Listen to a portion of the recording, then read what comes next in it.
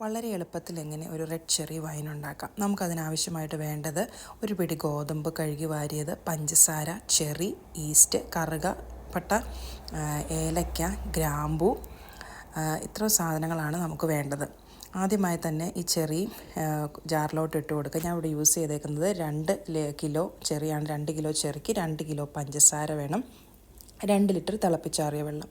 ഇവയെല്ലാം ജാറിലോട്ട് ഇട്ട് കൊടുക്കുക. അതിനകത്തേക്ക് കുറച്ച് ഈസ്റ്റ് ഇട്ട് കൊടുക്കുക. അതേപോലെ തന്നെ കഴുകി വാരിയ ഗോതമ്പ്, അതിൻ്റെ കൂടെ തിളപ്പിച്ചാറിയ വെള്ളം, അതിനുശേഷം ഗ്രാമ്പൂ, കറുകപ്പട്ട, ഏലക്ക ഇവയെല്ലാം കൂടി ഇട്ട് കൊടുത്ത് നല്ല ഭദ്രമായിട്ട് കെട്ടി എടുത്ത് വയ്ക്കുക.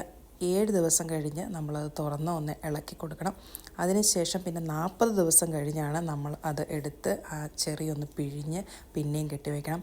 ടോട്ടൽ 150 ഡേയ്സ്, അതായത് 150 ദിവസമാണ് ഇത് ഇങ്ങനെ കെട്ടിവെച്ച് നമ്മൾ ഈ ചെറി വൈൻ ഉണ്ടാക്കണം.